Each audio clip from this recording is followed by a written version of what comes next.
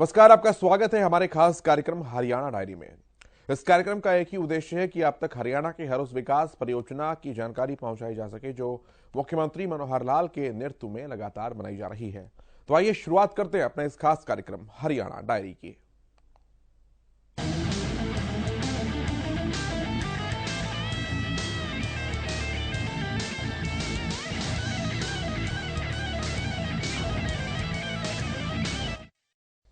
Cabinet मंत्री मूलचंद शर्मा ने Bhatia colony C block में बनाई जाने वाली 3 गलियों के निर्माण कार्य का स्थानीय गणमान्य लोगों के साथ उनके हाथ नारियल तुड़वाकर काम का शुभारंभ किया। कैबिनेट मंत्री मूलचंद शर्मा ने कहा कि हमने 1.5 करोड़ की लागत से सड़कों का उद्घाटन किया है।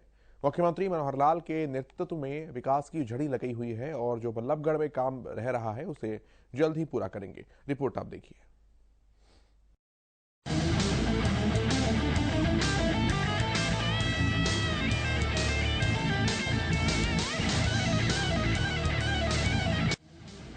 हरियाणा सरकार हर क्षेत्र के विकास के लिए गंभीरता से काम कर रही है।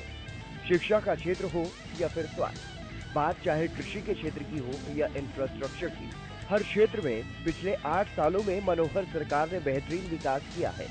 लोगों की मूलभूत समस्याओं को दूर करने और समय समय पर उनकी मांगों को पूरा करने के लिए मंत्री हो या खुद मुख्यमंत्री अपने स्तर पर काम कर रहे हैं। इसी कड़ी में कैबिनेट मंत्री मूलचंद शर्मा ने भाटिया कॉलोनी सी ब्लॉक में बनाई जाने वाली 3 गलियों के निर्माण कार्य का स्थानीय गणमान्य लोगों के हाथ नारियल तुड़वाकर कार्य का शुभारंभ करवाया। कैबिनेट मंत्री मूलचंद शर्मा ने कहा कि हमने 1.5 करोड़ की लागत से सड़कों का उद्घाटन किया है। मुख्यमंत्री मनोहर लाल के नेतृत्व में विकास की झड़ी लगाई हुई है और जो बल्लभगढ़ में काम हो रहा है उसे जल्द ही पूरा करवाया जाएगा। आज और कल में हमने 1.5 करोड़ की लागत से आज सड़कों का उद्घाटन किया है।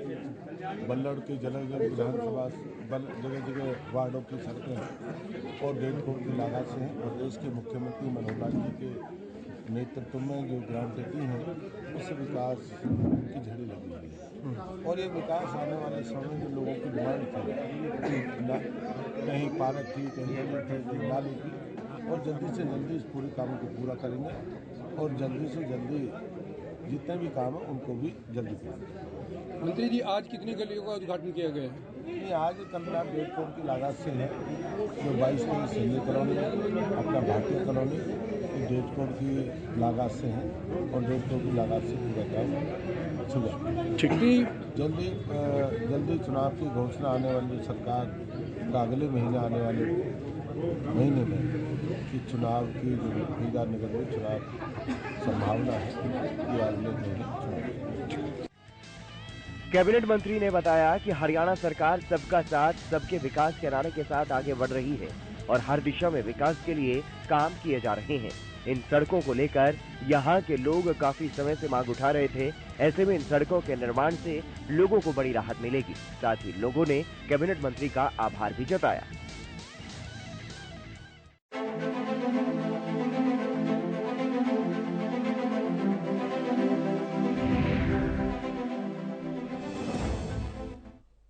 शिक्षा के स्तर में सुधार और शिक्षा को नई ऊंचाइयों पर ले जाने के लिए हरियाणा सरकार लगातार प्रयासरत है।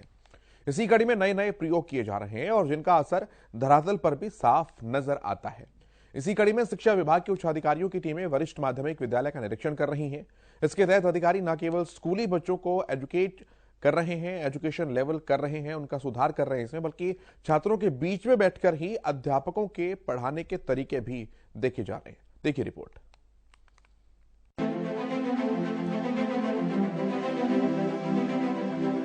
सरकारी स्कूलों में एजुकेशन लेवल को नई ऊंचाइयों पर ले जाने के लिए शिक्षा विभाग के उच्च अधिकारियों की टीमें वरिष्ठ माध्यमिक विद्यालयों का निरीक्षण कर रही हैं, जिसके तहत अधिकारी न सिर्फ स्कूली बच्चों का एजुकेशन लेवल चेक कर रहे हैं बल्कि छात्रों के बीच में बैठकर अध्यापकों के पढ़ाने के तरीके भी देखे जा रहे हैं। इसी कड़ी में शुक्रवार को हरियाणा स्कूल शिक्षा निदेशालय पंचकूला के डायरेक्टर डॉक्टर अंशद सिंह व सहायक निदेशक कुलदीप मेहता अपनी टीम के साथ घरौड़ा के राजकीय मॉडल संस्कृति वरिष्ठ माध्यमिक विद्यालय में पहुंचे, जहां पर उन्होंने स्कूल की गतिविधियों का बारीकी से निरीक्षण किया। छात्रों और अध्यापकों के हाजिरी रजिस्टर भी चेक किए गए। विद्यालय को सरकार की ओर से मिलने वाली सभी ग्रांटों एवं फंडों से हुए कार्यों की भी जांच की गई। विद्यालय में साफ सफाई व शौचालय व्यवस्था का भी जायजा लिया गया। सरकार की ओर से दोपहर को मिलने वाला मिड डे मील में आटा, चावल और अन्य सामान को भी चेक किया गया। हर कक्षा में जाकर बच्चों का लर्निंग लेवल जांचा गया और अध्यापक का पढ़ाने का तरीका कैसा है, बच्चों के बीच बैठ करके वो भी देखा गया। अध्यापक द्वारा पढ़ाए गए विषय में बच्चों से प्रश्न पूछे। विज्ञान प्रयोगशाला और कंप्यूटर लैब का भी निरीक्षण किया गया। अंत में सभी अध्यापकों की मीटिंग ली और विद्यालय में जो कमियां देखी गई उन्हें दूर करने के निर्देश दिए। उन्होंने ये कहा कि अध्यापक राष्ट्र निर्माता होता है, बच्चों को अधिक से अधिक मेहनत करके अधिकतम कार्य करवाएं। आप सबको पता है हमारा ये प्रोग्राम चल रहा है शिक्षा दीक्षा पर्यवेक्षण, जिसमें हम हर एक शुक्रवार को कोई एक डिस्ट्रिक्ट सेलेक्ट करके वहाँ जितने भी सीनियर सेकेंडरी स्कूल हैं उसमें हम इंस्पेक्शन करते हैं। तो आज जैसे करनाल में हम लोग आए हुए हैं तो टोटल लगभग 117 स्कूलों की विजिट की जा रही है। आज हमारे एसीएस साहब भी हैं करनाल के एक स्कूल में, मुझे ये स्कूल मिला है। इसी तरह से हमारी एससीईआरटी की टीम, डाइट की टीम और हेड क्वार्टर के जो एचसीएस अधिकारी हैं, जॉइंट डायरेक्टर, डिप्टी डायरेक्टर, सभी को स्कूल अलॉट किया गया है और हम स्कूल में इंस्पेक्शन कर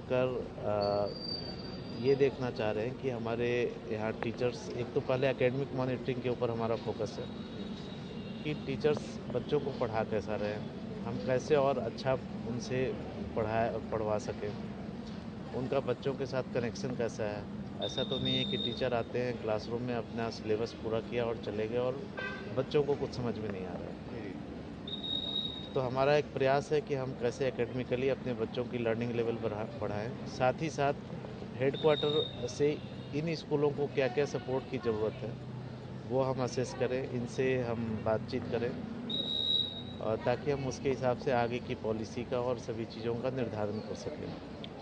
हम इसमें एक्चुअली होता ये है कि सुबह जब स्कूल शुरू होता है उस समय से जो हमारी टीम होती है हर एक स्कूल में जाते हैं, स्कूल ख़त्म होने तक वहाँ रहते हैं। हमने अलग अलग मॉड्यूल बना रखे हैं, इंफ्रास्ट्रक्चर के ऊपर भी बात करते हैं, पढ़ाई लिखाई के ऊपर भी बात करते हैं, मिड डे मील भी देखते हैं, एसएमसी से भी बात करते हैं, टीचरों के साथ भी बैठकर बात करते हैं। और इसके बाद स्कूल ख़त्म होने के बाद सारी टीम प्रिंसिपल्स के साथ करनाल में बैठेंगे। हमने एक रिपोर्टिंग सिस्टम भी डेवलप कर रखा है, उसका हम प्रेजेंटेशन करेंगे। हर एक वहाँ पर कोशिश ये करेंगे कि जो मेन फीचर्स रहे वो हम सभी प्रिंसिपल्स को बताएं कि क्या अच्छा रहा और किस चीज़ में इम्प्रूवमेंट करने की ज़रूरत है।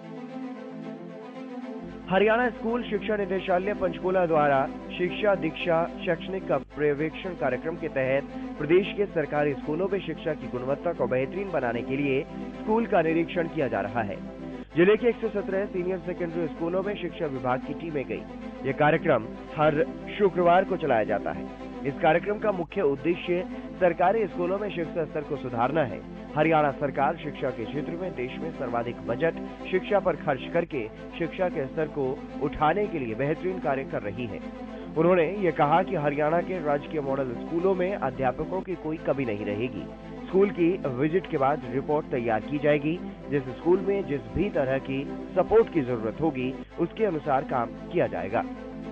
हरियाणा सरकार के प्रयासों से लगातार शिक्षा के स्तर में बेहतरीन बदलाव और सुधार देखने को मिल रहा है।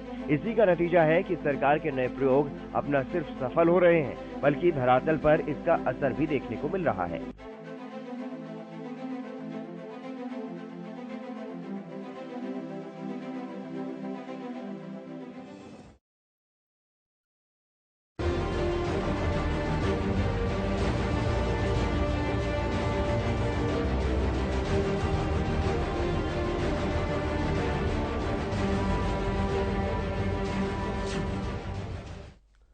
पलवल में कैबिनेट मंत्री डॉक्टर बनवारी लाल की अध्यक्षता में एक जिला समिति की बैठक हुई है।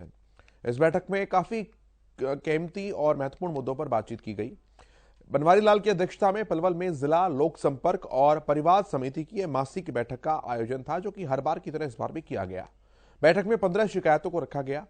बनवारी लाल ने बताया कि 13 शिकायतों का मौके पर ही निपटान कर दिया गया है, जबकि 2 शिकायतों को आगामी बैठक में रखने के दिशा निर्देश जारी किए गए हैं। रिपोर्ट आप देखिए।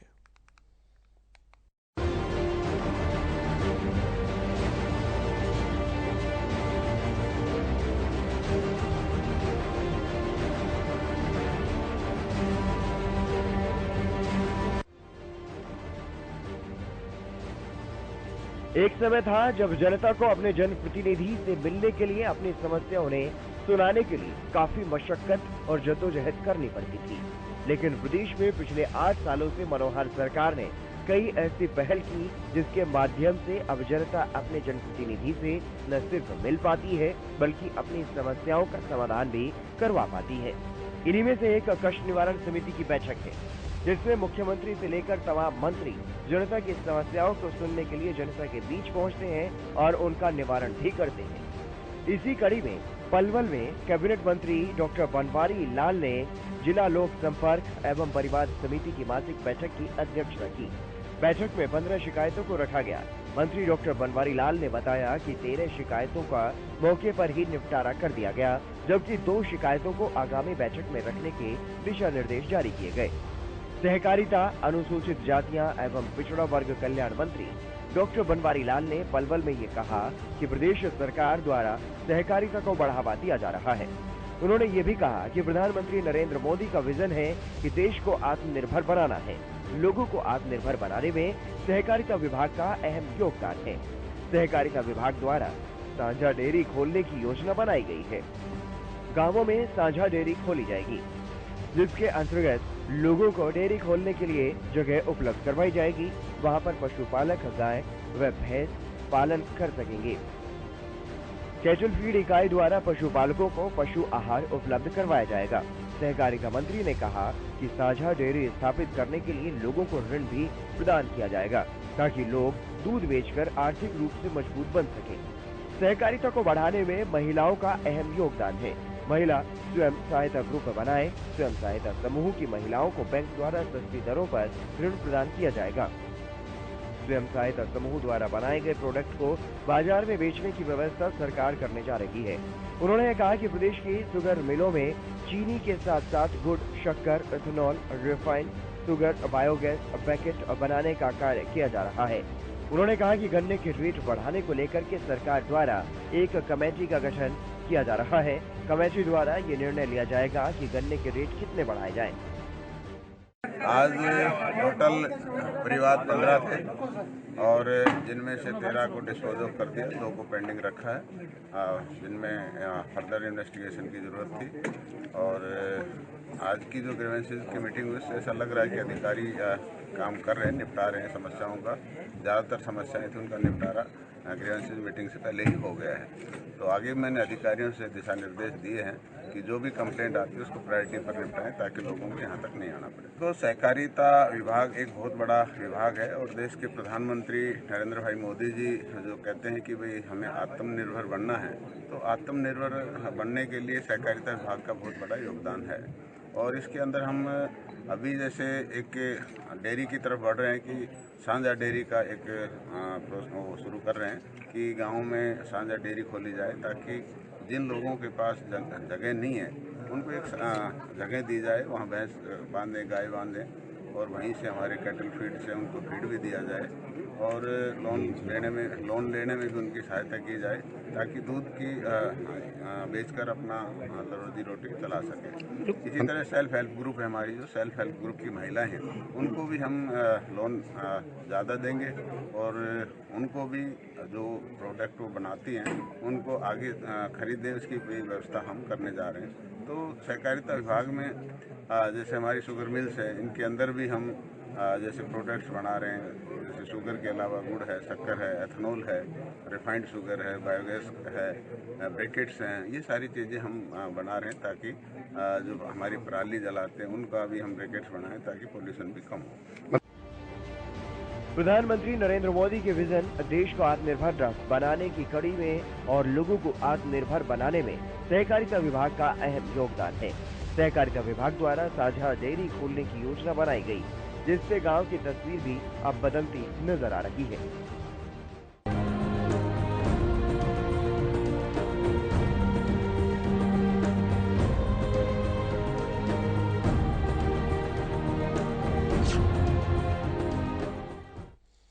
हरियाणा की मनोहर सरकार न केवल सबका साथ सबका विकास के मूल मंत्र पर काम कर रही है, बल्कि सबका विश्वास जीतने के लिए भी काम कर रही है और समय समय पर हरियाणा का मान बढ़ाने वालों का भी सम्मान कर रही है, चाहे वो खिलाड़ी हो, किसान हो या फिर मानवता की मिसाल पेश करने वाले हरियाणा सरकार के कर्मचारी हो, जाबाज हो।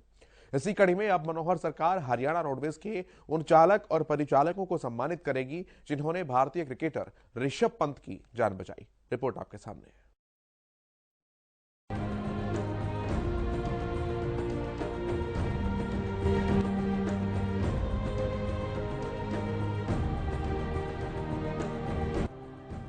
हरियाणा के मुख्यमंत्री मनोहर लाल हर वर्ग का ख्याल रखने की कोशिश करते हैं। उनकी कोशिश होती है कि हरियाणा के सभी नागरिक सरकार के कामकाज से संतुष्ट रहें और सरकार के स्तर पर किसी भी प्रदेशवासी को कोई परेशानी न हो। इसके लिए तमाम योजनाएं मनोहर सरकार चला रही है।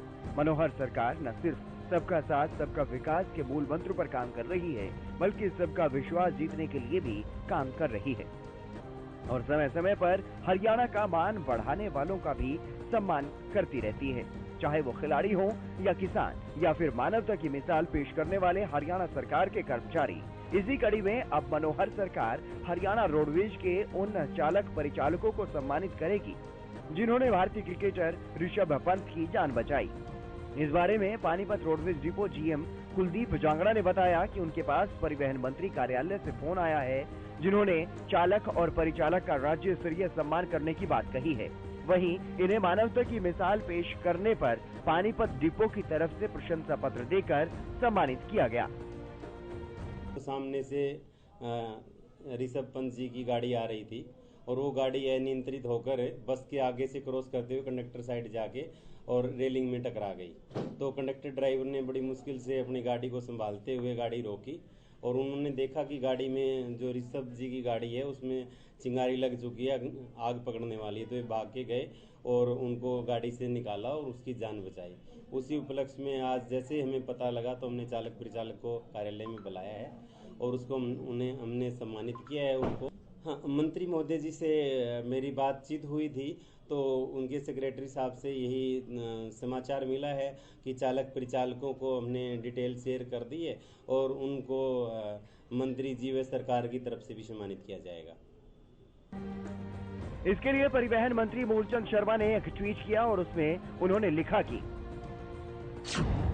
हरियाणा परिवहन के वाहन चालक सुशील कुमार, परिचालक परमजीत ने मानवता की मिसाल पेश करते हुए भारतीय क्रिकेट टीम के खिलाड़ी ऋषभ पंत की गाड़ी के दुर्घटनाग्रस्त होने पर उनको तुरंत सहायता उपलब्ध करवाई। सभी यात्रीगणों को इस नेक कार्य करने के लिए धन्यवाद। परिवहन मंत्री के इस ट्वीट को सीएम मनोहर लाल ने भी रीट्वीट किया है। बता दें, उत्तराखंड के रुड़की में क्रिकेटर ऋषभ पंत की कार हादसे का शिकार हुई।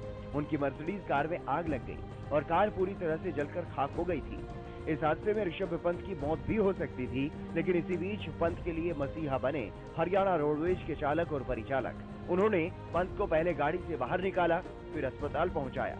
चालक सुशील से ही सुनिए उस दौरान क्या क्या हुआ। साथ में मेरा कनेक्टर परमजीत बैठा हुआ था। मखा परमजीत, एक्सीडेंट होगा, एक्सीडेंट होगा, एक्सीडेंट होगा, क्योंकि मैंने उसको वहाँ पर लिया था दूर से ही, वो गाड़ी की लाइटों के हिसाब से। मखा एक्सीडेंट होगा, ये भी इसने भी कहा कि भाई एक्सीडेंट होगा। हमें नहीं पता था कि वो एक्सीडेंट हमारी तरफ कूद जाएगी।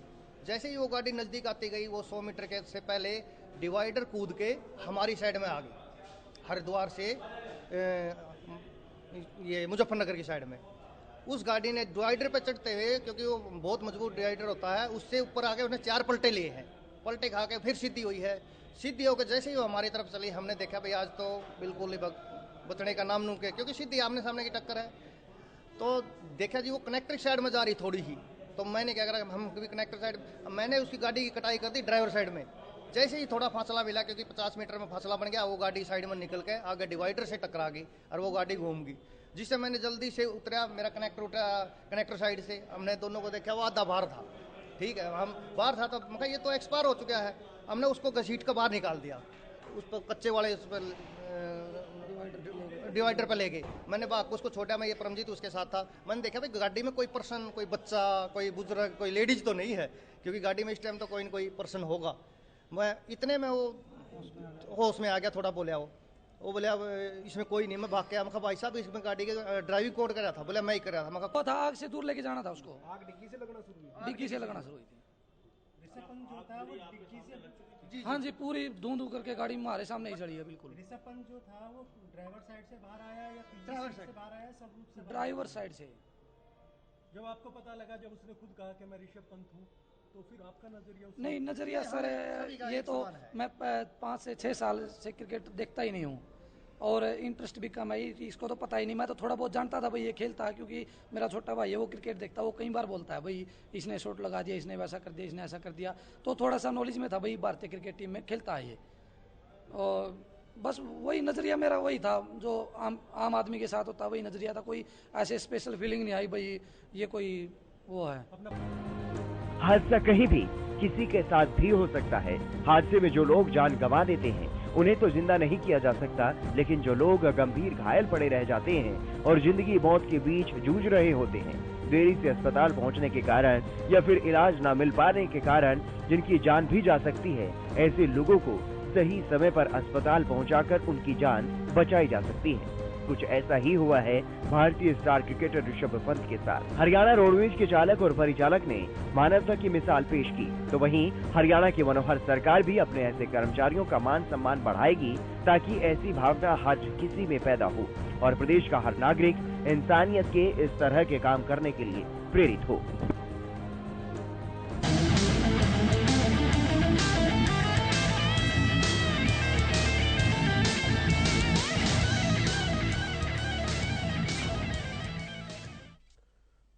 हरियाणा की मनोहर सरकार यूं तो हर विभाग के स्तर पर साल 2022 में कई ऐतिहासिक काम कर चुकी है, लेकिन अवैध खनन को रोकने के मामले में सरकार काफी सख्त दिखाई दी। इसी मामले पर खनन मंत्री मूलचंद शर्मा ने जानकारी देते हुए बताया कि सीएम मनोहर लाल के नेतृत्व में सरकार ने माफियाओं पर लगाम लगाने के लिए इस साल ऐतिहासिक काम किया है और नए साल के मौके पर माफियाओं को एक बार फिर से सख्त चेतावनी दी है। रिपोर्ट आपके सामने। 2022 साल किस तरीके का रहा है खनन विभाग के लिए और अवैध ओवरलोडिंग के क्या कुछ मामले दर्ज हुए और कितना रेवेन्यू विभाग को प्राप्त हुआ, क्योंकि पहले में और अब में काफ़ी जो है फर्क सरकार की तरफ से दिखाया गया। तो हमारे साथ कैबिनेट मंत्री हैं, खनन मंत्री भी हैं मूलचंद शर्मा, इनसे हम जान लेते हैं। मंत्री जी, क्या मानते हो किस तरीके का रहा 2022 साल खनन विभाग? मैं प्रदेश के मुख्यमंत्री मनोहर लाल जी का धन्यवाद करता हूं, जिनके नेतृत्व में जो हरियाणा विकास और बुलंदियों पे है और जहां आपने खनन की बात की है और खनन की 2013 की बात करें 81 करोड़ रुपए 2013 में 14 में आता था। आज प्रदेश में 1000 करोड़ के आसपास, पहले 1019 करोड़ था, आने वाले समय जो पिछला था 914 करोड़ था। तो ये कहें जो समय रहा, पिछला वर्ष रहा, ये महकमे में बुलंदियों को छुआ है। चाहे माइनिंग की बात मुकदमे दर्ज करे और हमने साल में 210 करोड़ के चालान, ओवरलोडिंग चालान के जो सरकार के खजाने में डालने का कार्य किया। और मैं एक मानता हूँ हरियाणा में जहाँ ओवरलोड के नाम से व्यापार होता है उसको रोकने का काम प्रदेश की सरकार ने पिछले 2022 को में किया। और जहाँ रोडवेज की बात करें, ट्रांसपोर्ट की बात करें, बहुत लंबे समय के बाद 8 साल के बाद बेड़े में 3000 बस बेड़े में शामिल की जा रही हैं, जो आने वाले मार्च तक पूरी होंगी और बहुत लंबे समय के बाद खरीदने के बाद। मंत्री जी, बात करें उतार चढ़ाव की, बीच में एक डीएसपी की हत्या भी कर दी गई थी, खनन जो माफिया थे उन्होंने, और अब नया मामला फरीदाबाद में भी खनन का सामने आया है, तो कैसे उसको देख रहे हैं आप? एक जो क्रिमिनल लोग हैं अपना काम करते हैं, जो अपना काम, सरकार अपना काम करती है। कभी कोई चीज़ बंद नहीं हो सकती, कभी कहते हैं सब कुछ बंद हो गया, क्या सब कुछ सब बंद हो गया? किसी महकमे की बात करें, मेरा ये कहना है कि चोर अपनी काम करेगा, प्रशासन अपना काम करेगा, महकमा अपना काम करेगा। जो इस तरह के लोगों पर कार्रवाई, जो 210 करोड़ रुपए जितने टैंकर, जितने ट्रक हमने सीज किए हैं, जितने ओवरलोडिंग के हमने चालान किए हैं, ये सब इस बात का ही तो परिणाम है। और हम तो चाहते को करके दिखाए। अभी 3 यहाँ से डंपर हाईवा भी बरामद किए हैं। नहीं, 3 नहीं, 4 भी होंगे, 5 भी होंगे। अगर कोई करेगा तो 1-0-0 कर देंगे। कोई आदमी ज़्यादा प्रयास नहीं करे माइनिंग के बारे में। अगर माइनिंग करने में कोई मिला ना, हम एनजीटी के तहत उनको बंद करेंगे। अब चालान की पता लोगों को 3 लाख रुपए, 4 लाख रुपए, 2.5 लाख रुपए चालान है। तो इस तरह से कोई आदमी, ऐसे लोगों को क्या नए साल में संदेश देंगे? ऐसे लोगों को 2023 की मेरी तरफ से यही है, प्रदेश के मुख्यमंत्री मनोहर लाल जी के निर्देश, इस तरह से कोई अपने जो कार्य नैतिकता के आधार पर काम करे और कोई इस तरह का काम ना करे जिससे क्या है कि सरकार की गिरफ्त में आए, चालान हो, अपना रोड है सेफ्टी के हिसाब से बंद कर देना चाहिए। नहीं, करना ही चाहिए। अब युग चोरी का नहीं है और युग ईमानदारी के साथ है। ईमानदारी के साथ काम किया। आज के मुख्यमंत्री, पहले मुख्यमंत्री, जमीन आसमान का फर्क है। आज का मुख्यमंत्री जो नेतृत्व में सबका साथ, सबका विकास, सबका विश्वास का नारे को लेकर चल रहे हैं, उसके नेतृत्व में हमको काम करना चाहिए। तो कहीं ना कहीं आज के मुख्यमंत्री और पहले मुख्यमंत्रियों में जमीन आसमान का फर्क है और यही कारण है कि लगातार चाहे कोई भी विभाग हो, वो लगातार अपराधियों के खिलाफ कार्रवाई करने में जुटा हुआ है।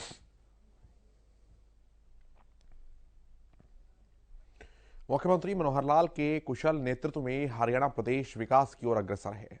ऐसे में हरियाणा का हर वर्ग सरकार के कामों से संतुष्ट नजर आता है।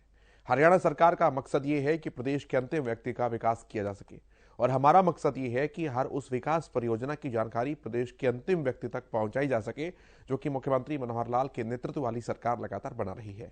लेकिन आज के हमारे इस एपिसोड में इतना ही। आप देखते रहिए हरियाणा न्यूज। नमस्कार।